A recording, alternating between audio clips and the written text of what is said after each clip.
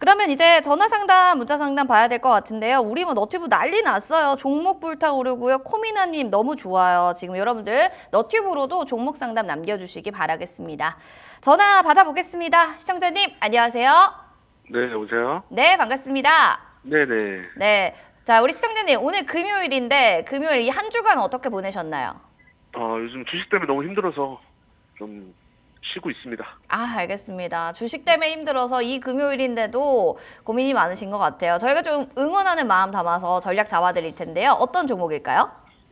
삼천당 제약이고요. 삼천당 제약. 네, 21만 원의 비중은 한 20% 정도 들고 있어요. 알겠습니다. 삼천당 제약을 딱 매수하실 때는 어떤 이유에서 이 매수 타점을 딱 잡고 들어가셨어요? 7월 달에 이제 그 차트상으로 고점을 돌파할 것 같아 보여서 네. 네, 밀리고 있어서 좀.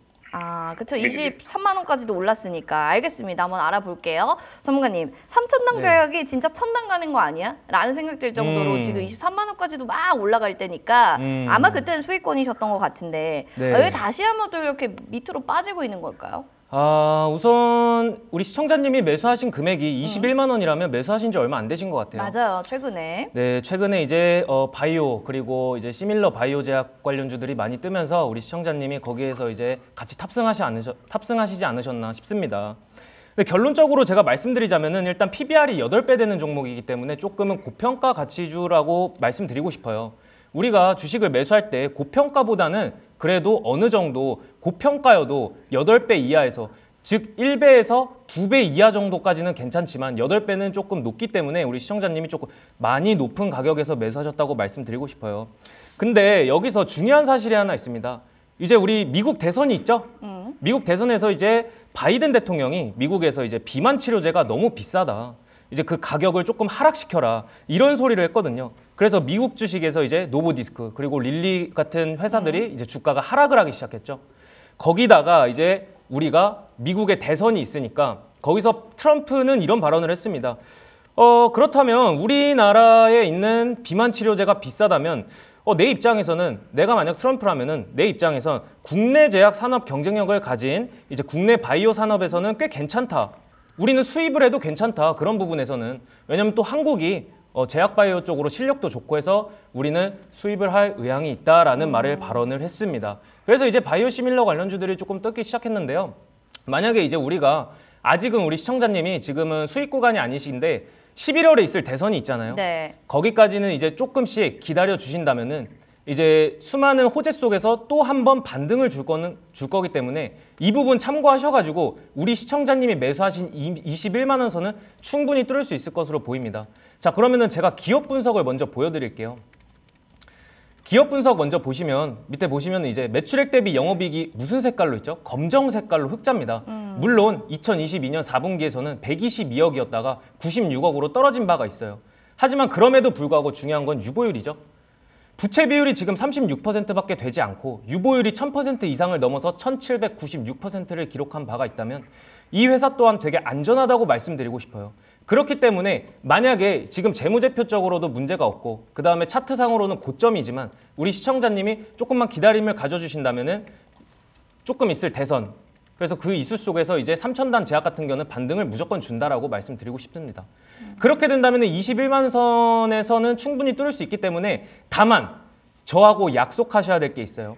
다시 한번 제가 재무제표를 한번 보여드릴게요. 재무제표에서 청산가치라는 게 있어요. 그리고 제가 앞서 말씀드렸듯이 PBR이 8배 이상은 고평가 가치주기 때문에 고평가 가치주는 오래 갖고 있는 게 아닙니다. 어느 정도 이슈성 그리고 테마성이 합쳐져서 그만큼 올라간 거기 때문에 우리가 이 종목을 오래 보유하면 보유할수록 시청자님 마음이 조금 힘들어질 수 있어요. 그래서 다시 차트로 돌아가서 21만 원을 뚫고 지금 고점에서 약간 눌리고 윗꼬리를 달았던 21만 5천 원을 제가 매도가로 지정해 드리겠습니다. 자, 그리고 손절가 같은 경우에는 지금 61선 보이십니까? 61선에서 가장 낮게 거래됐던 11만 원 선을 제가 손절가로 드리겠습니다. 자, 그래서 결론적으로는 우리 시청자님 이거 계속 보유하고 계시면 수익 내실 수 있고 21만 원까지 즉 21만 6천 원까지는 5천 원에서 6천 원 사이까지는 보유해 주시기 바라겠습니다. 알겠습니다. 21만 원, 6천 사이까지, 21만 원에서 6천 원 사이까지는 좀 지켜봐 보자라고 했고요. 재무제표 고평가 가치주는 좀 오래 들고 가는 건 아니다라는 점을 꼭 기억해 주셔야 될 것 같습니다. 시청자님 저희와 약속해 주실 수 있나요, 이 부분? 네, 알겠습니다. 네, 약속 꼭 해주세요. 약속. 네, 감사합니다. 네, 고맙습니다. 저희가 떡 선물 세트 보내드릴 예정인데요. 방송 끝나고 꼭 전화 받아주시기 바랍니다. 그래야 저희가 선물 드릴 수가 있어요.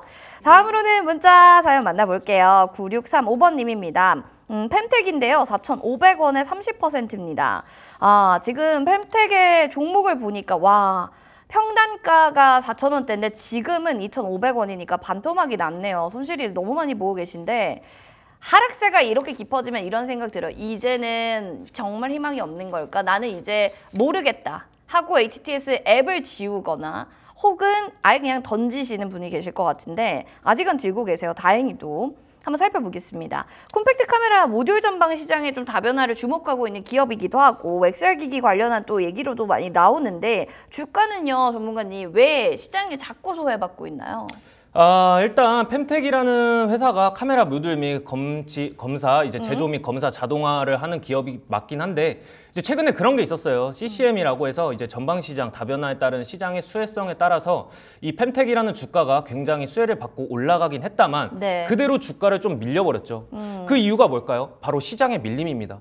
이 시장의 밀림은 우리가 어쩔 수 없기 때문에 우리의 힘으로 다시는 올릴 수 없습니다. 그래서 제가 드리고 싶은 말씀은 반도체 관련주, 반도체 관련 상승 및 북미에서 전기차 카메라 확대 도입 소식에서 굉장히 크게 상승했던 적이 있어요. 자, 이렇게 되면은 반도체 그리고 전기차 산업에서는 조금은 수혜를 볼 수 있다라고 말씀드리고 싶습니다. 자, 그러면 지금 펜텍이라는 종목 또한 제가 말씀드리고 싶은 게 펜텍을 지금 4,500원 선에서 매수를 하셨어요. 자, 제가 이 말씀 드리겠습니다. 우리 시청자님, 펜텍이 지금 상장한 지 거의 1년 조금 넘어가고 있습니다. 이 주식이라는 거는 우리가 기술적 분석 그리고 기본적 분석이 있어야 되는데 이 둘 다 동시에 가져가야 되지만 지금 이 펜텍이라는 종목 자체는 1년 반의 실적 그리고 성장세 그리고 차트밖에 없습니다. 최소 3년 이상은 돼야 이 종목을 매수할지 매수하지 않을지 결정할 수 있다고 말씀을 드리고 싶어요. 하지만 지금은 펜텍이 상장한 지 얼마 되지 않았지만 그래서 제가 드리고 싶은 말씀은 신규 상장 종목 같은 경우에는 오로지 테마 그리고 이슈성으로밖에 움직이지 않는다라는 말씀을 제가 해드리고 싶어요. 자, 그렇다면은 이 회사의 가치 그리고 성장성은 괜찮냐라고 여쭤보신다면은 지금 보시는 바와 같이 2023년 4분기에는 961억으로 계속 흑자를 내고 있습니다. 지금 108억의 흑자를 내고 있고 매출은 961억이었죠.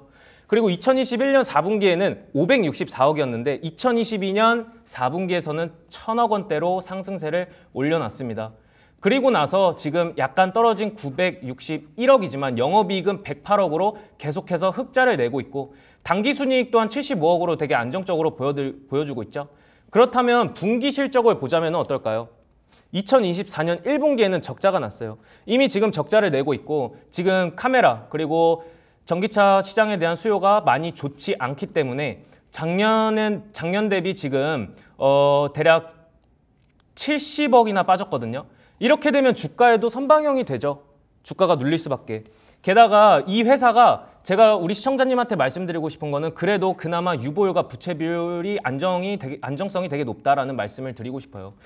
일단 부채 비율이 34%라는 건 이 회사의 빚이 거의 없다는 거고 유보율이 2200%라는 건 이 회사의 가진 자산이 굉장히 많다는 거죠. 여기서 알 수 있는 거는 유보율이 언제죠? 2021년 4분기 그리고 2023년 4분기로 쭉 훑어보자면은 684% 그리고 1600% 그리고 지금은 언제죠? 2024년 1분기 실적에서는 이제 2200억으로 기록이 되고 있습니다. 이렇게 된다면 이 펜텍이라는 회사는 자본금이 꽤나 있는 회사이기 때문에 우리가 이슈 그리고 테마성만 조금 붙어준다면 괜찮다라는 말씀을 드리고 싶습니다. 그리고 앞서 말씀드린 것처럼 차트를 먼저 보시면은 적어도 3년은 이상 지나야 이 신규 상장 종목이 빛을 발할 수 있다. 그래서 신규 상장 종목은 함부로 하는 게 아니다라고 제가 필히 말씀드리고 싶습니다. 자, 그래서 우리 시청자님이 매수하신 4,500원 있죠? 여기서 이제 펜텍이라는 회사가 지금은 2,000원 구간까지 빠졌어요.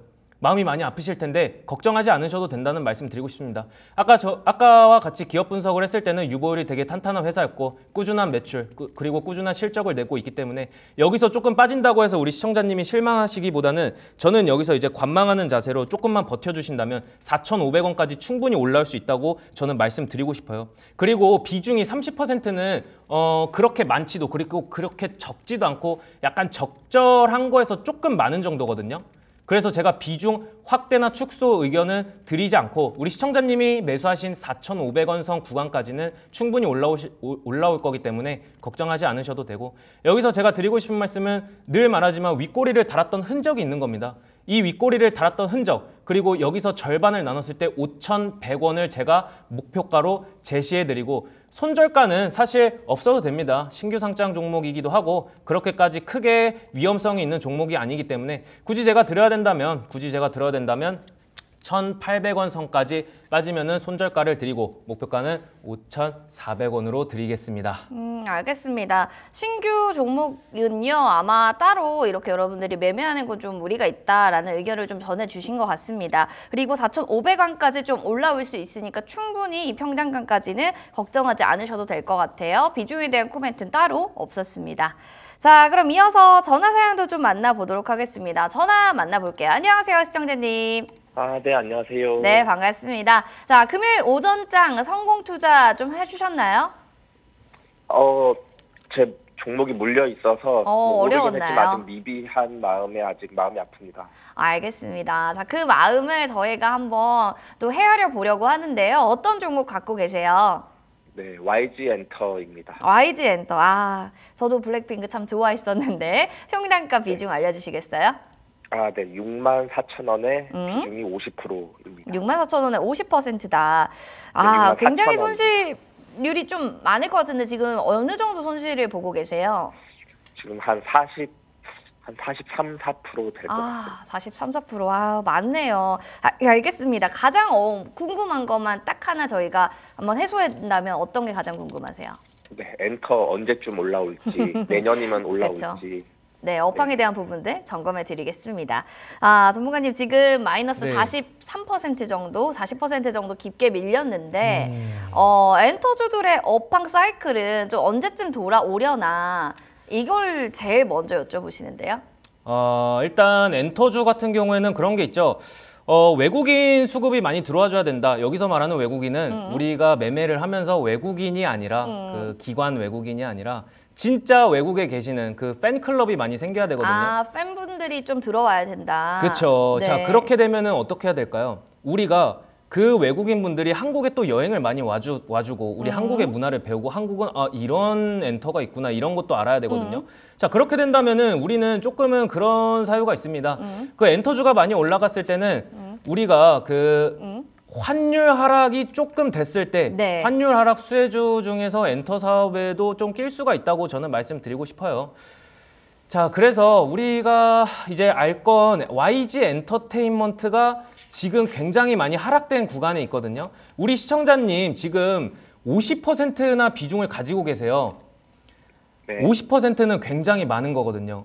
늘 이게 물을 타서 50%가 됐습니다. 네. 물 타서 50%. 네, 더탈 수도 있습니다. 그래도 조금 지금 많이 그럼 빠져서 좀 속상하시겠습니다. 하지만 이런 게 있습니다. 최근에 이제 KB증권에 의하면은 목표 주가가 6만 원에서 48,000원으로 하향 조정이 됐지만 캐시카우를 역할을 하고 그 캐시카우로 활동하고 있었던 이제 블랙핑크가 있었죠. 그 블랙핑크가 이제 활동이 부재되면서 2분기에는 3억 적자가 났었고, 그래서 평균 전망치가 영업이익을 69억 원으로 조금은 하향 조정을 했습니다. 그리고 올해 영업이익 기준으로 이제 기존에서 45억에서 그리고 45억에서 30억으로 조금 하향 조정하는 추세를 그렸고요. 이번 영업이익도 조금은 이제 하향 추세를 그리면서 조금은 지지부진할 거다라는 것을 예상하고 있습니다. 자, 그럼에도 불구하고 저는 홀딩 의견을 드리고 싶어요. 이유가 뭐냐면 이번 연도 하반기에 그런 소식이 있었습니다. 투애니원 아시죠, 우리 시청자님? 네. 그 투애니원이랑 이번 연도 하반기에 블랙핑크랑 합작을 한다고 들었습니다. 근데 이번 연도 합작 공연을 하면서 이 YG 엔터테인먼트에 대한 기대감이 조금씩 실리고 있어요. 그래서 이번 연도 하반기까지, 이번 연도 11월에서 12월까지는 조금 보유 의견을 드리고 싶고 64,000원까지는 조금 힘드시겠지만 조금만 기다리면서 저 같은 경우에는 64,000원에서 지금 가장 크게 거래량이 들어왔던 2023년 12월 구간이 있거든요. 여기서 거래량이 들어오고 바로 다음 날에 수급이 빠졌습니다. 음봉 거래량이 나오면서 바로 내려가죠. 이 부분이 가장 중요한 포인트입니다. 이 부분이 가장 중요한 포인트인데 우리 시청자님이 매수하신 평단가와 약간 비슷한 위치에 있어요. 그래서 저는 이 부분에서 비중 축소 의견을 드리고 싶어요. 이제 하반기 되면은 이제 YG 엔터테인먼트에 대한 기대감, 그리고 2NE1, 블랙핑크의 합작 공연이 있고 거기서 또 수혜를 볼 수 있는 YG 엔터테인먼트 종목이기 때문에 우리 시청자님이 매수하신 64,000원 구간에서 조금 비중 축소를 하면서 64,000원, 그리고 63,000원에서 65,000원까지는 우리 시청자님이 이 구간에서 비중 축소를 해주시는 것을 제가 제시해드리겠습니다. 네. 시청자님 그 비중을 좀 축소를 해야 된다라는 좀 의견을 받으셨는데 업황적인 측면에 대한 궁금증은 좀 해소가 되셨나요? 네. 그래도 블랙핑크와 2NE1 소식에 좀 가지고 가보고 네. 또 전문가님 말처럼 좀 이따가 나중에 비중 축소를 해보도록 하겠습니다. 알겠습니다. 그래도 너무 이렇게 우울해하진 않으셔서 저희도 기분이 한결은 좀 가벼운 것 같습니다. 응원하는 마음 담아서 저희 떡 선물 세트 드릴게요. 드시고요. 후기도 좀 남겨주세요. 네. 알겠습니다. 네, 고맙습니다. 자, 이렇게 네, 해서 저희 감사합니다. 방송을 통해서 당첨되신 분들은 선물 저희가 방송 끝나고 제작진 전화를 꼭 합니다. 전화 받아주셔야지 저희가 또 배송해 드릴 수 있으니까요. 받아주시고 또 궁금증들도 하나하나 남겨주시면 될 것 같습니다. 다음으로는 1618번님의 HLB 살펴볼까요? 지금 91,000원에 30% 비중이요. 이런 얘기를 좀 해주셨어요. 바이오가 좀 좋은데 힘은 없네요. 좀 기다릴까요? 다른 걸로 갈아탈까요? 사연이 왔습니다. 손실권에 있는 종목이고요. HLB라는 종목은 워낙 변동성도 컸던 종목이기 때문에 고민을 좀 많이 하실 수도 있을 것 같습니다. 전문가님, 제약바이오 쪽을 좀 업황을 어떻게 보고 나는 제약바이오 이렇게 생각한다. 본인만의 의견을 좀 얘기해 주신다면? 저 같은 경우에는 이제 제약바이오 관련주를 굉장히 좋아하는 편은 아닙니다. 제약바이오 같은 경우에는 굉장히 큰 수급이 들어왔다가 한 번에 빠지는 경향이 있거든요. 네. 이런 거 우리는 병동성이 너무 크다라고 말씀드리고 싶습니다.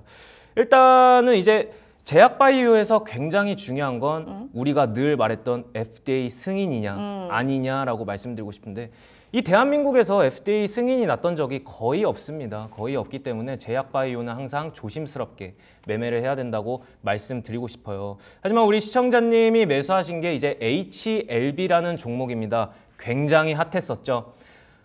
줄기세포 관련주로 조금 핫한 종목이었지만 지금은 조금 지지부진하고 반등을 주는 추세에서 조금은 눌림목이 형성이 됐지만 이 부분에서 우리가 조금은 다소 아쉽습니다. 우리 시청자님이 HLB를 매수하셨다는 게, 그것도 9만 원에서 매수하셨다는 게 저는 조금 마음이 아파요. 시청자님, 제가 이런 말씀을 드리고 싶어요. 일단 차트 먼저 보여드릴게요. 자, 9만 1,000원에 30%라고 하셨어요. 그러면 우리 시청자님이 매수하신 지 그리 오래된 게 아니거든요. 근데 이게 지금 9만 1,000원이라고 하면은 굉장히 큰 가격대예요. 우리 시청자님 솔직히 이 종목 더 갈 것 같고 좀 핫하니까 나도 올라타볼까 이런 마음에 매수를 하셨는데 우리는 지금 시속 200km 아니 500km 달리는 자동차에 내가 운전자면은 그게 지금 굉장히 위험한 거거든요. 시속이 500km 막 이렇게 되는데 거기에 올라타는 건 우리가 진짜 아플 수 있습니다. 마음도 아프고 건강도 해칠 수 있다 이 말이죠.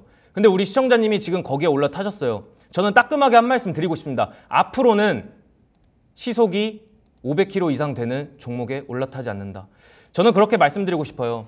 자, 그래서 HLB라는 종목 같은 경우에는 증거금률이 100%지만 그럼에도 불구하고 기업 분석을 먼저 보실게요. 기업 분석 같은 경우에는 지금 HLB가 이 주가가 엄청 상승했는데 막상 재무제표를 보니까 그리 좋지 않네? 조금 의아하죠. 그래서 2021년 4분기부터 2023년 4분기까지 꾸준한 적자를 기록하고 있었습니다. 그럼에도 불구하고 주가는 계속 섰다.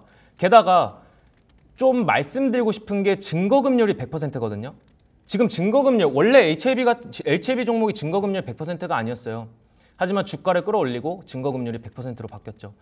거기다가 유보율과 부채 비율을 보시면은 이 회사가 부채 비율이 29%, 그 다음에 유보율 같은 경우는 717%입니다. 조금 낮은 기록감으로 기록되고 있고 당기순이익 또한 2021년 4분기에는 1,000억, 그 다음에 2022년 4분기에는 986억으로 조금 소폭 줄어들었지만 다시 2023년 4분기에는 2,000억으로 굉장히 크게 하락하고 있었죠. 여기서 우리가 알 수 있는 건 또 BPS인데요. BPS는 무조건 봐야 되고 PBR도 봐야 됩니다. 자, BPS 대비 PBR이 몇 배에 거래되고 있냐 봤더니 12배입니다. 12배라는 건 지금 시속이 500이 아니라 700km로 달리고 있는 거거든요. 그 700km에 달리고 내가 운전하고 있는데 거기서 만약 내가 사고가 난다면 정말 어떻게 될지 모릅니다. 자, 근데 우리가 지금 비만 치료제 그리고 바이오 관련주 그리고 줄기세포에 대한 지금 이슈 그리고 테마성이 조금 소진됐기 때문에 우리 시청자님이 91,000원에 매수를 하셨지만 지금은 78,800원으로 기록되고 있죠. 여기서 우리가 알 수 있는 거는 이미 반등을 한번 줬습니다. 이 반등을 줬을 때 우리 시청자님은 생각을 하셨어야 돼요. 아, 내가 조금은 탈출할 수 있겠구나.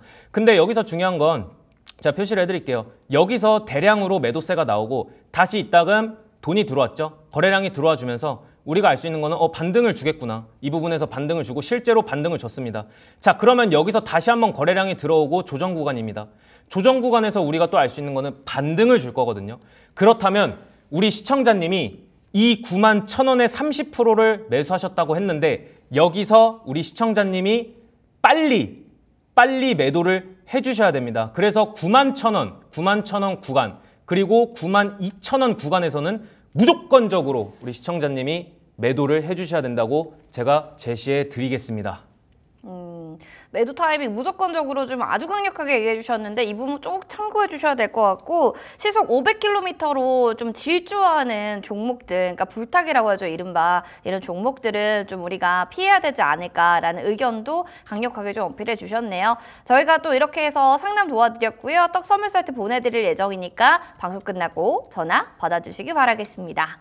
자, 지금 뭐 너튜브에 많은 얘기들이 있어요. 우리 카니님, 마이클 23님께서도 오셨습니다. 어서 오세요. 꽃을 든 남자 같다. 20대 피부예요. 뭐 이러면서 우리 전문가님 얘기들도 많이 있는데요. 여러분들 오셔서 시장 질문, 종목 질문들도 많이 너튜브에 남겨주시고 종목 상담도 올려주시기 바라겠습니다. 자, 그럼 이어서 다음 사연도 만나보겠습니다. 9043번님의 중앙첨단 소재입니다. 13,550원에 15% 비중. 지금 손실권에 있는 종목인데요. 어떻게 해야 될지 답이 안 보여요 라는 상황을 지금 사연으로 보내주셨습니다. 살펴보면은 뭐 그렇게까지 빠지기는 했어도 그래도 많이 빠지는 건 아니에요. 60일 이평선 지켜주고는 있거든요. 일단 32억 규모의 탐색 구조 헬기 영상 전송 장비 기능을 개선이 계약했다. 관련한 종목에 있어서 사업 개선에 될 만한 계약 부분들도 많이 나오거든요, 기사로. 그쵸. 근데 왜 주가는 거기에 이렇게 반응이 이렇게 시원치 않게 나오는 건지. 일단 중앙첨단 소재 같은 경우에는 반도체 그리고 리튬 사업에 대해서는 굉장히 크게 반응을 하고 있거든요. 네. 하지만 지금 굉장히 많이 빠지고 있어요. 오늘 같은 시장 속에서는 조금 이제 반등을 줄까 그런 생각도 했지만 무려 18%나 빠졌습니다. 여기서 우리 시청자님이 굉장히 조금 안 좋으실 수도 있는데 그런 게 있었습니다. 이제 최근에 우리가 에코프로 그리고 에코프로 BM에서 2차 전지 관련 이슈로 엄청난 급등을 하고 거기서 엄청난 수익 실현을 하신 분들이 굉장히 많았는데 그렇다 보니까 지금 2차 전지가 무너지면서 중앙첨단 소재까지도 조금 피해를 보고 있는 격이거든요. 그렇게 된다면은 우리가 이 중앙첨단 소재에서는 조금 찾아볼 수 있는 게 있습니다. 바로 이제 엔캠 기억하시나요? 네. 우리가 2차 전지 그리고 분리막 사업 등 관련해서 그런 테마 이슈가 있었을 때 뭐든지 다 하락하고 그것보다는 엔캠이 그때에 비하면 엔캠은 굉장한 큰 상승 여력을 보여줬었습니다. 자, 그런 엔캠이 지금 중앙첨단 소재와 손을 잡고서 미국의 이제 EDL이라는 회사를 설립하기 시작했어요. 자, 그럼 미국 현지의 리튬형 사업을 미국 현지 합작법인으로 설립을 하고 있고 그런 이슈성이 있는데 중요한 거는 우리가 해외에 합작법인 회사를 설립한다고 해도 지금 이 중앙첨단 소재 같은 경우에는 직접적인 이슈가 없습니다. 직접적이지 않기 때문에 지금은 간접적으로 이슈성이기 때문에 이렇게 빠지는 거라고 볼 수 있고 국내 시장 또한 지금 상황이 그다지 좋지 않은 실적으로 조금은 다소 힘든 모양새지만 중요한 거는 이제 중앙첨단 소재 우리 시청자님이 매수하신 13,500원 부근까지 올 거냐 그 부분이 가장 중요한 거죠. 자, 그래서 제가 말씀드리겠습니다. 먼저 기업 분석입니다. 중암청단 소재인데 무려 21년도 4분기에는 46억, 그리고 22년도 4분기에는 51억이었어요. 마이너스로 적자였죠. 하지만 2023년 12월 분기에는 0원으로 흑자 전환을 할까, 그런 기대감이 있을 수 있습니다. 자, 그렇게 되면 만약에 여기에 영업이익이 0원이라고 써져 있다면 분기를 봐야겠죠. 자, 분기 2023년 4분기에는 7억으로 흑자였지만 지금 2024년 1분기에는 얼마죠? 마이너스 25억이에요. 그러네요. 빨간색으로 돼 있네요. 빨강색이죠. 그래서 중앙천당 소재 같은 경우에는 이 회사가 이제 흑자 전환을 할까? 그런 기대감보다는 지금 적자네, 생각보다 지지부진하다. 그런 사유로 이제는 계속 꾸준하게 하락을 하고 있는데, 자, 그리고 또 봐야 될 게 있죠. 유보율입니다. 부채 비율이 너무 많아요. 유보율이 63%, 그리고 부채 비율이 105%죠. 이렇게 된다면은 조금은 다소 아쉬운 그림이지만 중요한 거는 이제 다시 차트를 봤을 때 우리 시청자님이 매수하신 평단가가 지금 거의 고점에서 매수하셨지만 지금 고점에서 계속 하락세를 이어가고 있고 횡보하다가 하락세거든요. 대부분은 이제 횡보하다가 하락세를 이어가지 않고 횡보하다가 상승세 반등을 주지만 지금 하락세를 탔을 때 다음 주 그리고 다다음 주 중으로는 반등을 좀 줄 수 있을 거라는 말씀을 드리고 싶습니다. 반등이면 좀 긍정적인 시그널이네요. 그렇죠. 하지만 우리 시청자님이 매수하신 13,500원 구간까지는 약간은 어려울 수 있다고 말씀드리고 싶어요. 자, 그래서 13,000원 구간, 12,800원에서 13,000원 구간까지 올라왔을 때는 우리 시청자님이 비중 축소로 인해서 비중 축소를 해주셨으면 좋겠다는 의견 제시해드리고 싶습니다. 비중 축소 좀 하자. 네. 지금 너튜브에서 소외 첨단 소재다 막 이렇게 하면서 많은 분들이 이래서 주르륵 내려가니 국장 못한다 하는데, 일단은 그래도 시청자님 지금 사연 보내주신 우리 9043님번님께서는 일단 다음 주 반등을 이용해서 비중을 꼭 축소해 주시는 걸 저희가 권고드리겠습니다. 직접적인 모멘텀이 아니면 주가도 좀 반응하지 않는다라는 부분들도 저희가 투자할 때 좋은 아이디어를 좀 얻을 수 있을 것 같네요. 이렇게 해서 종목에 대한 고민들 하나하나 해결해 봤고요. 이번 주에 저는 상담 신청했는데 못 받았고요. 채택 안 됐어 하시는 분들 다음 주에도 저희 종목 상담 열리니까요. 12시 15분에 바로 전화 문자 남겨주시기 바랍니다.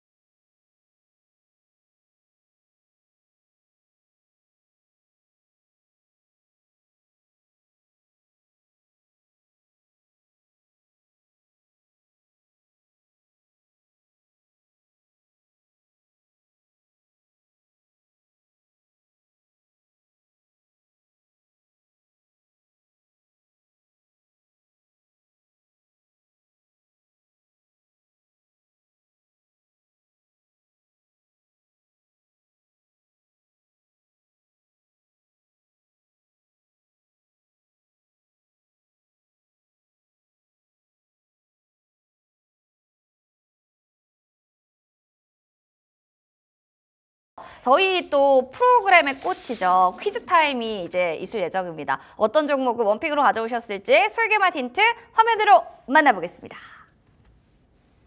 자, 술개맛 힌트입니다. 이응, 피읍, 이응, 기읍, 이응, 디귿. 와, 6글자의 초성이고요. 자세한 설명 한번 얘기해 주세요, 전문가님. 어떤 내용인가요? 아, 저게 이제 좀 가까이 보면은 이제 공장 경비, 본사 경비라고 하고 이제 계속 비용, 총 생산 뭐 이런 게 써져 있거든요. 가계분가. 저 네. 그 생각도 들고요. 이제 재무제표와 관련이 있다. 이렇게 말씀드리고 싶습니다. 재무제표와 관련이 있다 하니까 아파 이거 안다 뭐 이렇게 우리 꿈돌이님은 이렇게 얘기해 주시고 우리 댓글창에도 뭐 다양한 의견들이 있어요. 그래서 지금 여러분들 보시면서 이게 무슨 지금 초성인가 모르겠다 하시는 분들은 그냥 막 재밌는 답변들 올려주셔도 저희가 선물을 드릴게요. 5파 이거 운동, 2파 이 구안돼 뭐 다양하게 나왔어요. 너무 어려운 것 같으니까 조금 힌트를 더 주신다면? 이제 우리가 주식을 하면서 흔히 볼 수 있는 건데 재무제표 아니에요? 그쵸, 재무제표죠. 네. 그거와 관련된 회사예요. 그 재무제표와 관련된 회사다. 네. 지금 우리 댓글에는 아예 우리 전문가님이 의견을 주셨던 종목은 나오진 않고요. 우파, 아구, 야동 뭐 여러 가지 얘기, 우파, 구, 안파 뭐 다양한 얘기들이 있는데 모르시는 분들이 많은 것 같아서 아예 네. 종목명을 오픈해 주세요. 네, 종목명은 바로 FN 가이드입니다. FN 가이드. 네. 좀 어려웠어요. 그렇죠? 네. 자, 자세한 설명 들어볼까요? 일단 FN 가이드 같은 경우에는 이제 금융시장에서 이제 재무제표 그리고 정보를 제공하고 있고 최근에 이제 제가 FN 가이드를 가져온 이유가 뭐냐면요. 더그룹 콘텐츠와 협약을 맺어서 이제 제휴 협약을 맺었고 이제 거기서 국내 주식뿐만 아니라 해외 뉴스까지 이제 진출을 한다는 그런 소식이 있었습니다. FN 가이드라는 종목 자체는 조금 생소하실 거지만 연평균 매출액은 꾸준히 상승하고 있고 그리고 중요한 거는 FN 가이드는 중요한 건 매매하실 때 차트가 굉장히 이쁩니다. 차트, 기술적 분석을 했을 때 굉장히 이쁘기 때문에 이 FN 가이드를 제가 제시해드렸고 매수가는 7,600원에서 7,500원 드리고 싶습니다. 7,500원 드리고 싶고 목표가는 8,500원까지 드리겠습니다. 알겠습니다. FN 가이드를 이제 서암기계공업에 이어서 두 번째 효자 종목으로 생각하시는 것 같은데요. 일단 보면은 연평균 매출액이 꾸준히 상승을 하고 있는 점, 실적적인 측면을 바라보신 것 같고요. 이제는 더그룹 콘텐츠 제약의 협업 이런 부분들도 긍정적인 것 같습니다. 7,500원에 7,600원 지금 매수가, 목표가는 8,500원, 손절 라인 6,600원으로 가격 전략 잡아주셨는데요. 이 부분 잘 참고해 주시기 바랍니다.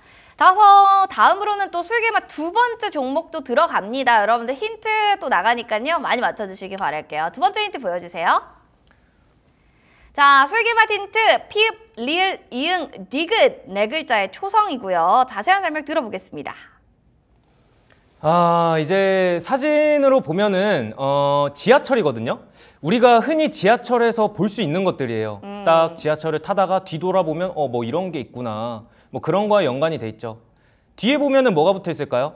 뭐 광고. 그런 게 많이 붙어 있죠. 광고 쪽 봐야 되나 철도 쪽 봐야 되나 기계를 보는 건가 여러분들 헷갈리시죠? 저도 좀 고민이 많이 되는데 지금 우리 프로야구 뭐 이렇게 강력 프로야구도 있고 퍼레이드, 파란 우동, 팔이 있다 뭐 다양하게 있는데 지금 뭐 다양한 얘기들 중에서 종목을 막 얘기해 주셨는데 그중에 마음에 드는 거 있습니까? 퍼레이드, 프로야구, 파라 안 돼 뭐 이렇게 있는데 어떤 게 마음에 드세요? 프라이드도 있고요. 저는 파라 안 돼가 마음에 드네요. 파라 안 돼. 카니님, 우리 네. 카니님께 한마디 해주세요. 애청자님이시거든요. 우리 카니님 오늘 진짜 상한가 수익 내주십시오. 고맙습니다. 화이팅 하시고 카니님 오늘 또 영상 편지 남겨주셨는데 답변해 주세요. 자, 그럼 종목에 대한 얘기 해볼게요. 어떤 걸까요? 피읍, 리을, 이응, 디귿은?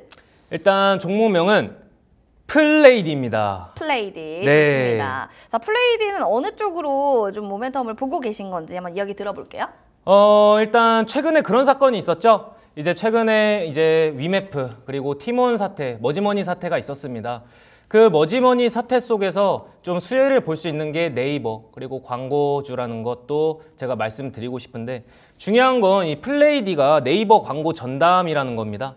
네이버 광고 전담 그리고 그 안에서 우리가 할 수 있는 매매 그리고 수혜 우리가 볼 수 있는 대로 다 봐야죠. 이 시장에서 수혜를 볼 수 있는 건 계속 봐야 되고 머지머니 사태로 굉장히 안 좋은 사태가 일어났지만 그럼에도 불구하고 수혜를 받을 수 있는 종목이 있다라고 말씀드리고 싶습니다. 자, 먼저 그러면 중요한 게 있죠. 기업 분석을 먼저 봐야 되겠죠. 플레이드 같은 경우에는 매출액 대비 영업이익이 항상 흑자로 기록되고 있고요. 그 다음에 유보율 또한 탄탄합니다.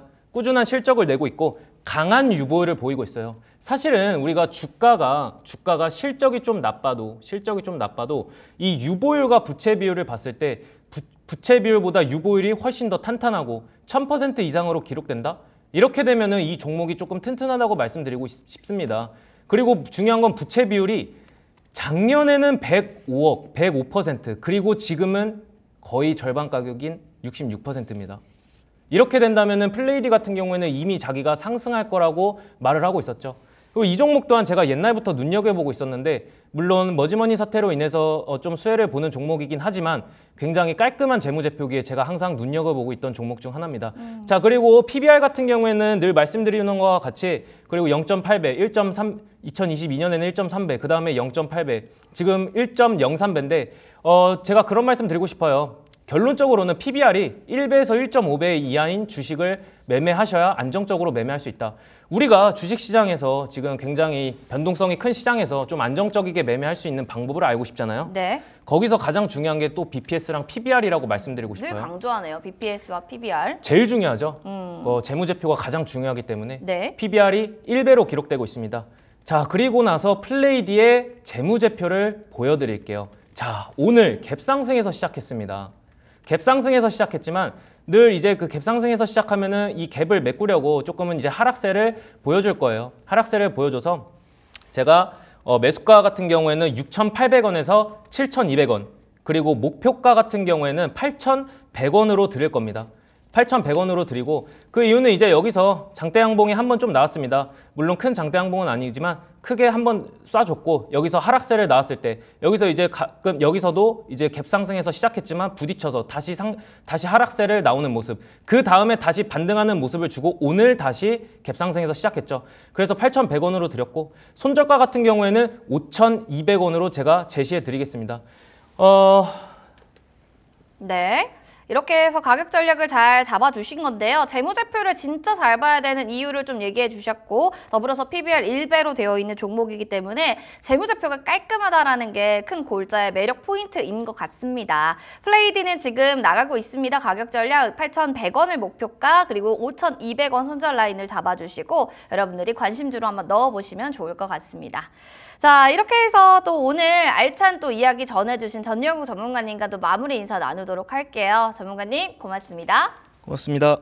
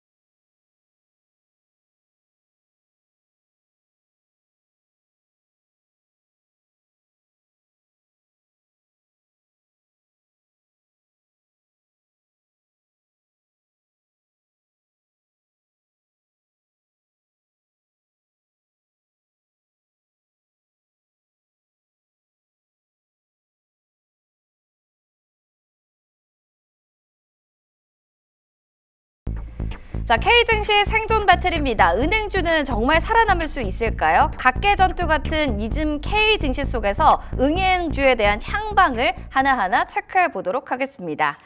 자, 은행주가 지금 우리 시장에서 특히나 오늘장만 보더라도 정말 단연코 견고한 모습을 보여주고 있기 때문에 은행주에 대해서 매력도를 느끼시는 분들이 점차적으로 좀 많지 않을까라는 생각이 듭니다. 은행주가 왜 이렇게 좀 살아남는가? 금리 이슈 말고도 또 다른 면이 있는 걸까? 여기에 대한 좀 이야기 나눠보겠습니다. 길건 대표님께 좀 여쭤볼게요. 대표님. 금리 이슈가 뭐 은행주에 대한 뭔가 어떤 매력도가 될 수는 있지만 그거 말고도 우리가 하반기께 노려볼 만한 게 있을까요? 사실 이제 올해 금융주들이 주가가 괜찮았거든요. 네. 근데 많이 오른 가장 큰 이유는 당연 밸류업 기대감이라고 밸류업. 생각하시면 될 것 같고, 근데 밸류업이 사실은 기존에가 이제 금융주들은요, 사실은 이제 배당해 주는 거 말고는 크게 금융주에 대해서 그 매력 포인트가 없었던 게 사실입니다. 그렇죠. 왜냐면 이제 고정으로 뭐 이제 뭐 제조업을 하는 애들이 아니기 아니고. 때문에 뭐 어찌됐건 벌면 주주 환원을 해야 되거든요. 그리고 원래 이제 항상 배당주 상위 종목에도 대부분의 금융주들이 들어갑니다. 은행, 보험, 증권주가 다 들어가요. 근데 이게 정부에서 정책적으로 조금 민다라는 얘기들이 나오면서 특히 올해 조금 많이 올랐고요. 그러다 보니까 최근 들어서는 연기금도 또 많이 담고 있습니다. 네, 근데 많이 담는 게 그냥 포트상으로 안전하게 얘네들이 그냥 기대감만으로는 연기금이 많이 담지는 않아요. 연기금 같은 경우에는 뭐 어떨 주가 때 상승에 대한 기대감도 기대감 있지만 말고? 실적. 아, 네, 근데 실적 괜찮았어요. 뭐 예를 들면 지금 주요 은행주들 2분기 네. 순이익 전망치가 보니까 신한금융지주가 작년 동기 대비하면 한 11% 정도 늘 걸로 예상하고요. 그다음에 우리금융지주도 23% 정도. 네, 그다음에 카카오뱅크가 24%. 그러니까 어찌됐건 금융주들이 돈도 잘 벌어요. 그러니까 잘 번 거 어찌됐건 주면은 혜택을 준대요. 그러네요. 그러니까 당연히 이제 잘 갈 수밖에 없다라고 생각을 하시면 될 것 같고, 그다음에 이제 추가적으로 지금 세법도 어느 정도 개정이 돼서 이런 얘기들도 나옵니다. 주주환원 5% 늘리면은 상장사들은 3년 동안 법인세 공제 일부 해준다. 네, 그러니까 안 그래도 나눠줬는데 거기에 추가로 세금을 더 깎아준다는 뜻이고요. 그다음에 이제 배당주에 투자하면 사실은 이제 배당금을 받으면 배당 소득세를 소비자들도 내거든요. 네. 근데 이거 세금도 줄여준답니다. 아, 너무 좋네요. 네, 일석이조지 그러면 뭐. 삼박자가 딱딱딱 맞아 떨어지기 아. 때문에 지금 최근 들어서 주변 증시가 굉장히 혼잡하고 어려운 시기 때 좀 안전한 게 뭐 있을까라고 생각하시는 분들이 금융주로 조금 수급이 많이 들어오는 것 같습니다. 그렇네요. 연기금이 뭐 그냥 기대감으로만 움직이는 또 부분들은 아닌 것 같고 실적적인 측면도 좋은데 여기에 주주 환원 정책을 늘리면 투자자들도 이득을 받기 때문에 이제 개인 금융주들 안에서도 좀 매력 포인트가 있는 것 같다라는 얘기를 했습니다. 은행주 좀 살펴보셔야 될 것 같고 밸류 기업, 주주 혜택, 하반기 은행주 그러니까 배당에 대한 얘기들이 좀 있거든요. 배당적인 측면들을 좀 봐야 될 것 같습니다. 자사주 매분 좀 얼마나 하는지 그 규모는 어떻게 될지 이런 것도 좀 궁금한데 이슬이 대표님 알려주세요. 네, 우선은 이제 확실히 조금 상반기보다는 뭐 하반기 때 더 그 스케일이 좀 많이 커질 수밖에 없다라고 좀 보고 있고요. 앞에서 이제 말씀을 굉장히 좀 잘 해주셨는데 결국에 지금 이제 은행주들이 이렇게 가는 이유가 뭐냐면 근본적으로는 이제 그 밸류업 세제 개편에 대한 좀 기대감이다라고 보시면 될 것 같고요.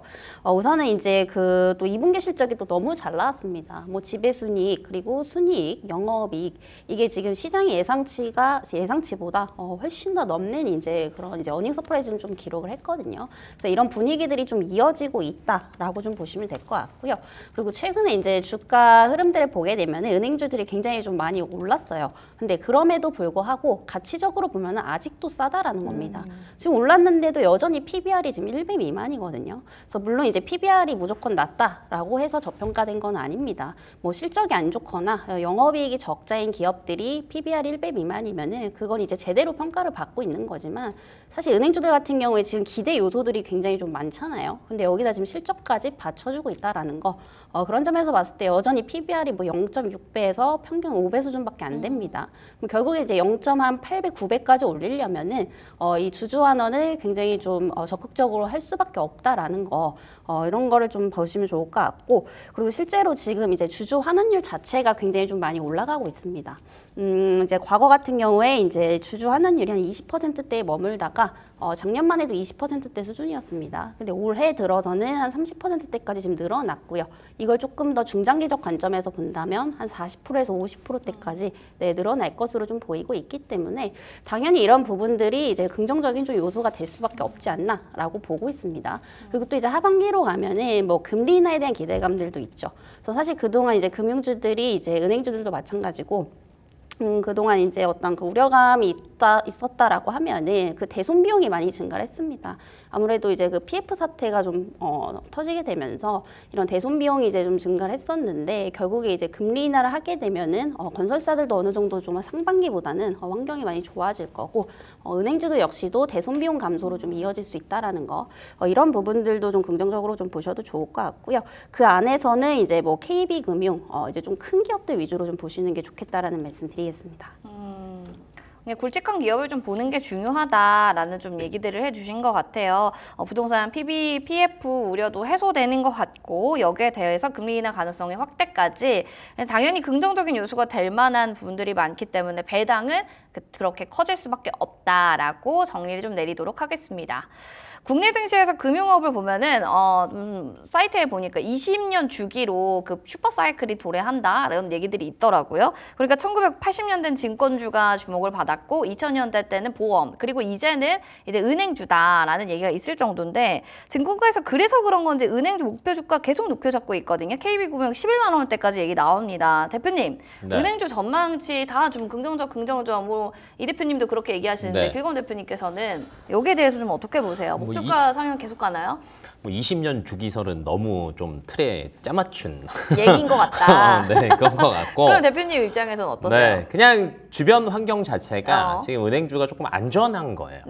원래 금융주를 투자하시는 분들 입장에서도 평균적으로 지금 배당 수익률 보시면은 한 5%대 나오거든요. 네네. 근데 금리가 인하기에 의외로 배당주들이 좋습니다. 지금 시중은행 가시면 은행 예금 넣으시면 몇 프로 이자 주는지 아세요? 몇 %예요? 아, 저축 안 해요? 아, 저는 뭐 투자하죠. 네, 뭐한 지금 뭐 3.5% 정도 줍니다. 3.5%. 그러니까 4% 이하로 떨어졌어요. 그러니까 고금리 상황 때는 사실은 배당주가 그렇게 인기가 별로 없습니다. 네, 근데 저금리 상황으로 넘어갈 때는요, 사실은 배당주가 인기가 많아집니다. 왜냐면 못해도 안전한 금융주들의 네. 투자하기만 해도 사실은 배당으로 연 5%는 받거든요.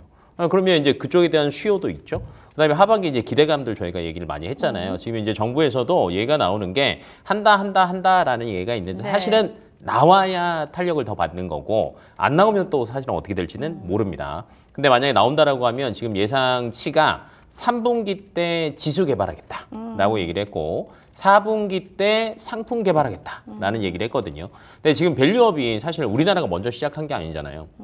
일본에서 먼저 했습니다. 그렇죠. 네, 그래서 이제 기업들에게 이제 자생해라, 이렇게 빨리 해라라는 얘기들을 이제 굉장히 많이 해서 오랜 기간이 걸쳐서 어찌됐건 그로 인해서 일본 증시가 조금 살아났다라는 얘기가 나왔는데 이제 일본 증시가 살아날 때도 흐름 자체가 뭐였냐면 지수 나오고 상품 나와서 그 상품에 포함된 대부분이 금융주였습니다. 네, 왜냐하면 일본도 마찬가지인 그쵸. 거예요. 배당 네. 많이 주는 게 금융주인 거니까. 그러다 보니까 얘네들의 수급이 더 몰렸거든요. 그래서 아마 우리나라도 지금 이제 그렇게 조금 가지 않을까라는 이제 기대감이 조금 남아 있는 것 같고 두 번째는 지금 최근 들어서 그 증시 전반적인 불확실성은 다 미국 대선입니다. 미국 대선 네, 때문에. 이들이 어떤 말을 하느냐에 따라서 네. 관련 섹터 확 죽기도 하고 올라가기도 하고 이런 것들이 많이 움직이는데 은행주는 별 여기에 타격을 받을 일이 없는 거죠. 왜냐하면 갑자기 트럼프가 야 니네 한국 밸류업 한다는데 하지 마. 이렇게 할 수는 없잖아요. 그쵸. 네, 그래서 이제 그런 악재, 이게 불확실성이 가장 큰 악재거든요. 근데 불확실성에 은행주는 포함이 안 되는 거죠. 네, 그러다 보니까 최근에 흐름 자체가 조금 좋게 되고 있다라고 생각하시면 될 것 같습니다. 아무래도 목표가를 계속 높여잡을 수밖에 없는 게 불확실성이라는 부분들이 없기 때문에 은행주가 잘 갈 수 있다, 안정적으로 이런 얘기들을 좀 해주신 것 같습니다. 지금 미국 월가의 대형 그 큰 은행들을 보면은 2분기 실적에 축보를 좀 터뜨리고 있습니다. 하반기에도 우호적일 것이다. 은행주에 대한 의견들은 나오고 있는데 그렇게 되면은 이제 이 글로벌 경제 시장의 청신호로도 우리가 좀 해석을 해도 되는 걸까라는 좀 생각까지도 들거든요. 어떻게 대표님께서는 여기에 동의하십니까? 우선은 조금 수혜를 받을 수 있는 나라가 좀 제한적이지 않을까 좀 이렇게 보고 있고요. 우선은 이제 미국의 주요 은행들도 실적이 굉장히 좀 좋게 나왔죠. 그래서 2분기에 다 이제 어닝 서프라이즈를 대부분은 이제 좀 기록을 했습니다. 그래서 이런 영향을 이제 국내 증시도 네, 같이 받았다라고 보시면 될 것 같고요. 어찌됐든 지금 미국의 금리 방향성을 대부분의 나라들이 좀 따라가기 때문에 사실 이런 재무 구조에 대한 부분들도 같이 갈 수밖에 없습니다. 그래서 이런 영향들을 좀 같이 받고 있었다라고 보시면 될 것 같은데 다만 이제 3분기로 갈수록 조금 우려감은 좀 존재를 해요. 뭐냐면 이제 순이자 마진이 좀 감소를 하고 있다라는 겁니다. 그래서 다 좋게 나왔는데 사실 2분기 때도 순이자 마진은 조금 아쉬웠거든요. 근데 아무래도 이제 은행주나 금융주들 같은 경우에는 이 이자 마진이 곧 기업의 수익성이기 때문에 굉장히 중요합니다.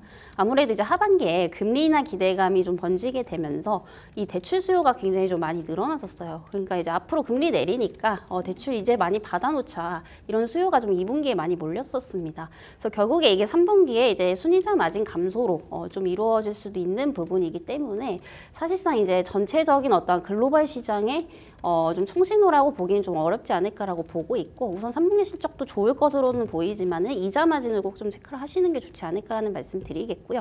그럼에도 이제 국내 증시에 대한 어떤 금융주들은 좀 좋게 보는 이유는 결국에는 밸류업 때문입니다.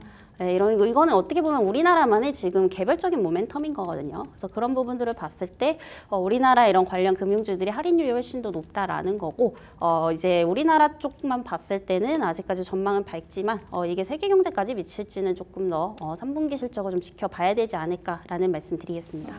갈수록 좀 봐야 되지만 글로벌적인 모든 측면에서 모든 나라가 청신호는 아니고 일단 어떤 부분의 나라가 영향을 받는데 그중에 우리나라도 같은 증시에 영향을 좀 받는 것 같다라고 좀 얘기를 해주셨습니다. 그러면 이제 트럼프 트레이드가 은행주에 부정적 영향을 끼치지 않을 거다라는 이런 전망들이 좀 나오고 있기 때문에요. 투자자들 기대감이 지속되는데 뭐 앞서서도 우리 김일권 대표님이 같은 맥락으로 얘기는 해주셨지만 향후에 좀 전망을 본다면 올해까지 보는 게 아니라 조금 더 넓게 길게 가져가도 괜찮은 좀 섹터라고 보시나요? 네, 뭐 이제 추가로 설명을 드리자면 사실은 이제 금리 인하기에 은행주들이 좋을까라는 걸 한번 고민을 해봐야 되는데 네. 좋다라고 봅니다.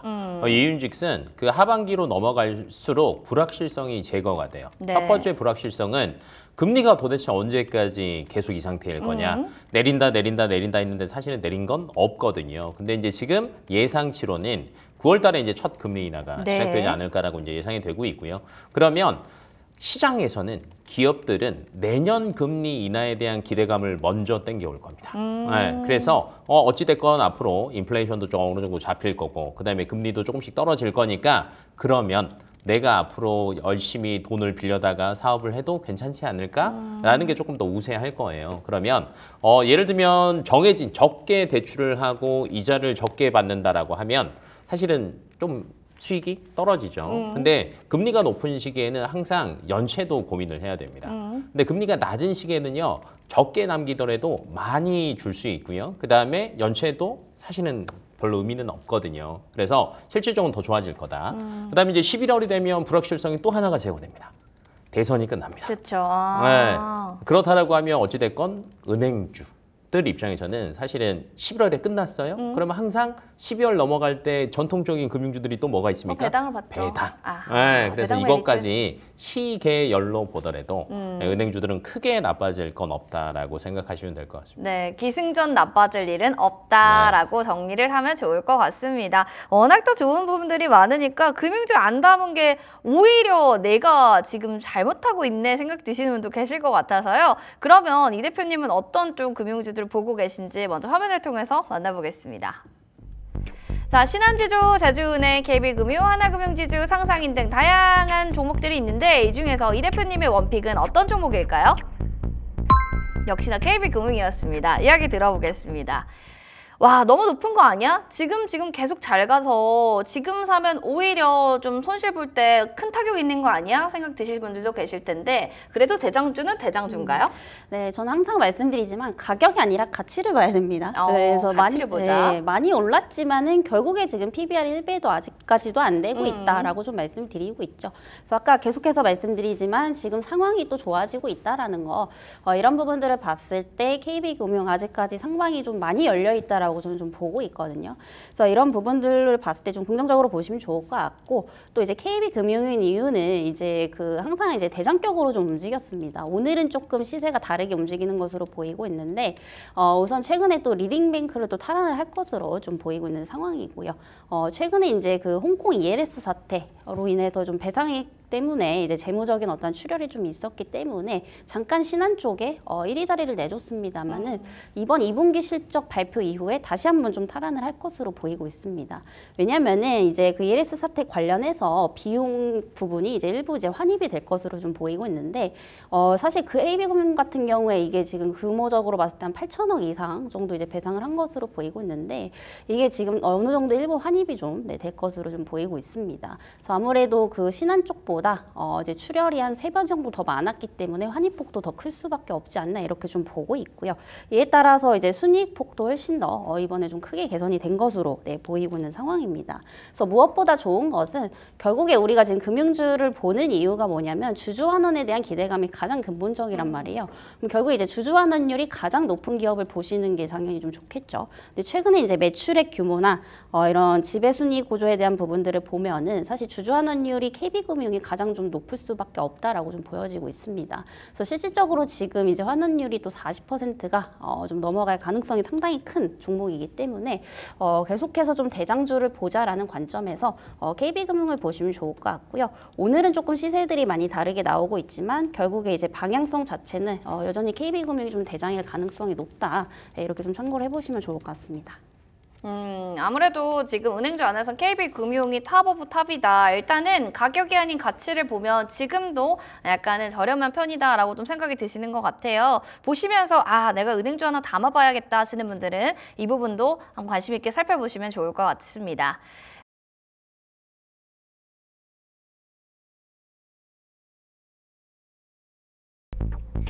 자, 휴가철 환불 비상 걸렸습니다. TMF 쇼크의 향방은 앞으로 좀 어떻게 될지 여기에 대한 이야기 나눠보도록 하겠습니다. 티몬과 또 위메프 정산 지연 사태와 관련해서 피해 추정치를 놓고는 여행업계에 정말 여러 가지 혼란이 있습니다. 지금 TMF 쇼크가 어떤 좀 흐름을 걷길래 이런 얘기들이 나오는 건지 길 대표님께서 자세하게 좀 내막을 알려주세요. 이제 기본은 이거예요. 원래 이제 티맵이랑 이런데 위메프가 사실은 다이렉트로 여행사를 하지는 않잖아요. 그쵸. 그럼 이제 네. 여기는 이제 최저가 저희가 이제 어디 싸게, 검색하면 싸게. 최저가 비교하는 데라고 생각하시면 되는데 이제 기존에는 어떻게 되냐면 위메프랑 티몬에서 이제 프로모션을 합니다. 뭐 여행 이렇게 할 건데 여기서 하면 더 싸라고 해서 이제 들어올 거 아니에요. 그러면 대금을 바로 하는 게 아니라 한 달 뒤에 줍니다. 네. 근데 이제 지금 사태는 뭐냐면 지금 원래 한 달 뒤에 주는데 무기한 연기. 왜 그렇게 된 거죠, 갑자기? 돈이 없으니까 그렇죠, 뭐. 네, 그래서 이제 조금 문제가 될 것으로 예상이 되고 있고 네. 이렇게 된다라고 하면 돈을 못 받으니까 여행사 입장에서는 비행기 편을 취소할 수밖에 없는 거고 그럼 여행한 사람 예약한 사람 입장에서는 또 난리가 나는 거고 그러니까 이게 조금 악순환이 이제 되풀이 될 거다라고 생각하시면 될 것 같고 금액적으로도 보니까 지금 미수금이 적지 않습니다. 지금 하나 투어가 한 80억 정도. 미수금만. 네. 그다음에 모두 투어가 한 75억. 참 좋은 여행이 67억. 그다음에 교원 투어가 60억. 노란풍선 60억. 야놀자도 한 30억 정도 된다라고 얘기를 하고 있고 이거 전체 다 합하면 한 1,000억 예상합니다. 아이고. 네, 그러다 보니까 여행 관련주들이 그냥 주가가 쭉 빠졌다라고 생각하시면 될 것 같고. 그럴 수밖에 없네요. 네, 그럼 네. 소비자들 입장에서는 여기서 이탈하고 취소하고 사태가 벌어질 수밖에 없거든요. 네, 이제 여기다 플러스 알파로 사실은 이제 야놀자 같은 경우에는 네. 그 기존에 이제 갖고 있던 지분을 얘네들한테 또 넘긴 것도 있거든요. 근데 여기에서 이제 Q10에 인터파크 커머스 지분을 4월 달에 넘겼어요. 전량. 1,700억을 받아야 되는데 지금 7을 넘어갔잖아요. 아직까지도 1,700억을 못 받고 있어요. 그러니까 이제 현금 유동성 자체가 얘네들이 굉장히 어렵기 때문에 이 사태가 조금씩 많이 번지고 있다라고 생각을 하시면 될 것 같고, 그럼 이게 언제 살아날 거냐라는 건데 결론은 이걸 누가 줘야 되거든요. 그쵸. 여행사 입장에서는 얘네들한테 받던 누가 보정을 해주든 뭔가를 해야 되는데 아직까지 정확하게 이렇게 보상하겠다라는 얘기는 나오지는 않았어요. 그래서 이게 언제 일단락 될 거냐라는 아직 불확실성이 있기 때문에 여행주들 입장에서는 아마 지금 이런 얘기들도 나옵니다. 연최 저점을 찍는 순간이 지금일 거다. 라는 얘기들까지 나오고 있고요. 반대로 요즘에 이제 휴가 시즌이다 보니까 맞아요. 그래도 여행사들 괜찮지 않아라고 생각하실 수도 있어요. 많이 놀러 가니까. 맞아요. 근데 하나 투어가 지금 미수금이 80억 정도잖아요. 근데 그쵸. 분기별로 한 200억 정도가 영업이익이 나거든요. 근데 여기에서 80억을 까보세요. 근데 이게 한 분기가 아니라 매 분기별로 예를 들면 2분기, 3분기 못 받는다고 쳐보세요. 성수기 포함된 시기잖아요. 그럼 주가는 쭉 빠질 수밖에 없습니다. 그래서 너무 저점 매수 생각하고 또 들어가시려고 하시는 분들도 저는 지금은 그런 시기는 아니다. 웬만하면 피할 수 있으면 조금 피해보자. 라는 말을 꼭 드리고 싶습니다. 피할 수 있다면 피하는 네. 게 산책이다라고 지금 여행 섹터에 대한 얘기를 좀 얘기해 주시는데, 여행 섹터 내에서의 좀 장마가 겁나 많이 온 거죠. 지금 보니까 야놀자 지분을 넘기면서 인터파크 커머스 지분까지 1,700만 원 정도를 좀 받아야 되는, 그것도 억억 원으로. 제가 드릴 수 있습니다. 네. 1,700억 원 정도의 지금 그런 부분들 미수금도 못 받고 있고, 그러니까 1,000억 원 정도 미수금이 지금 전체적으로 못 받는 상황이다 보니까 여행 섹터가 지금 하락기를 걷고 있는 건데, 문제는 그겁니다. 이렇게 됐을 때는 실적 우려가 현실로 되는 거는 진짜 기정사실화 같은데, 이슬이 대표님, 네. 이런 들고 계신 분들 입장에서는 물타기를 계속해서 평단가를 낮추는 게 베스트인 건지, 아니면 지금이라도 탈출을 하는 게 맞는 건지, 이 부분에 대해서도 고민 많으실 것 같거든요. 일단 전략에 따라서 조금 다르실 것 같아요. 네. 만약에 이거 빨리 뭐 돈을 내가 빼서 회수를 해야 된다라고 하시면은 앞에서 뭐 길 대표님이 얘기해 주신 것처럼 우선 B는 좀 피하고 봐야겠죠. 근데 만약에 이제 내가 좀 어느 정도 장기적으로 보고 있다라고 한다면 오히려 저는 조금 저가 매수의 기회도 될 수 있지 않을까라고 보고 있거든요. 물론 이제 그 실적에 대한 부분은 타격이 있을 수밖에 없습니다. 굉장히 좀 불가피하기 때문에 사실 뭐 3분기 실적은 안 봐도 좀 좋지 않을 것으로 많이 보고 있기 때문에 이런 부분들이 좀 우려감으로 많이 좀 작용을 할 수 있겠다라고 보고 있지만 그럼에도 불구하고 사실상 여행 수요는 지금 또 늘어나고 있는 상황이거든요. 그래서 어떠한 그런 산업의 전체를 흔들 만한 그런 요소는 좀 아니지 않나라고 보고 있습니다. 왜냐하면 당장에 이제 그 대금 정산 못 받는 거는 엄청나게 큰 타격이죠. 당연히 뭐 이런 소비자들 역시도 심리적으로 이제 이용을 안 하겠다 뭐 이런 이제 말들도 좀 나오고 있는 만큼 좋지는 않은 상황이지만 결국에 여행 수요는 계속해서 좀 늘어나고 있다라고 좀 보시면 될 것 같습니다. 그리고 지금 중요한 게 뭐냐면 앞으로 이제 여행사들 입장에서도 뭐 그 이제 티몬이라든지 위메프는 좀 이용을 안 할 거란 말이죠. 그럼 또 다른 대안처가 있다라는 겁니다. 그래서 뭐 이제 오픈마켓이라고 하면은 뭐 네이버도 있고요. 그리고 이제 추가적으로 뭐 쿠팡 이런 기업들도 좀 있기 때문에 지금 이 상태가 뭐 영원히 지속되지는 않을 것이다. 저는 좀 이렇게 보고 있습니다. 다만 워낙에 그 이제 정산 못 받은 대금 자체가 굉장히 크다 보니까 당연히 단기적으로 그 타격은 있을 수밖에 없다라는 거, 이런 부분들을 봤을 때 결국에 지금 이제 여행주들은 장기로 보냐 아니면 단기 관점에서 보느냐, 이 부분을 꼭 좀 체크를 해보시는 게 좀 좋을 것 같습니다. 단기로 들어가셨던지 장기로 들어가셨는지 여기에 대한 투자 전략에 따라서 어떻게 할지가 좀 정해질 것 같네요. 산업 전체를 근데 흔들 만한 이슈만큼은 아니다라고는 정의를 좀 할 수 있을 것 같습니다. 여행주 중 급락의 전자결제 관련주 피해는 근데 최소화는 될 거다라는 얘기들이 있는데, 여행주를 우리가 할 때 핸드폰으로 결제 많이 하잖아요. 근데 여기에 대해서 이 결제 관련주들은 피해가 최소화다? 이거에 대해서는 왜 우리가 좀 이렇게 해석해야 될까요? 이제 피지사라고 이제 저희가 결제 대행 서비스를 하는 피지사라고 얘기를 많이 하는데, 그 피지사가요 미리 또 이 얘기가 사실은 지금 당장 나온 건 아니고요. 앞에서 이제 제가 그 얘기 했잖아요. 매각 대금도 아직도 못 받았다. 그래서 이제 자금 얘기는 사실은 계속 나왔어요. 그러다 보니까 미리 막았습니다. 결제 대행, 현명하네요, 피지사에서는 미리 막아버렸거든요. 그래서 지금 이제 피해 수순으로 본다라고 하면 저는 가장 큰 피해는 야놀자. 미수금도 있죠. 그다음에 매각 대금도 못 받았죠. 그다음에 이제 나머지 여행사들. 근데 이제 대형사들은 사실은 딴 데서 또 어느 정도는 보정할 수 있어요. 근데 좀 작은 중소형 여행사들은 너무 힘들거든요. 이런 애들. 그다음에 이제 마지막으로 피해를 안 받지는 않았지만 피지사들 입장에서도 어찌 됐건 조금 빨리 막아서 피해는 최소화시켰다라고 생각을 하시면 될 것 같고, 그러면 이제 여행주들에서 그러면 피지사는 괜찮은 거예요? 네.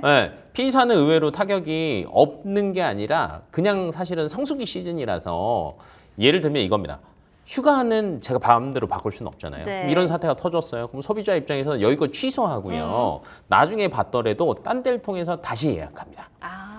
그러면 이제 성수기 시즌에서 전체 실적의 훼손은 사실은 별로 없을 거다. 그러니까 그걸 누가 받을 거냐는 건데 피지사 나쁘지 않다라고 보고 있고, 네네. 그다음에 이제 비교 사이트가 사실은 많잖아요. 그렇죠. 그럼 위메프 팀원 없고, 그다음에 지금 이미 제가 이거 막 하는 동안에도 좀 찾아보셨어요? 검색해봤어요. 네네. 그러니까 이미 다 사라졌습니다.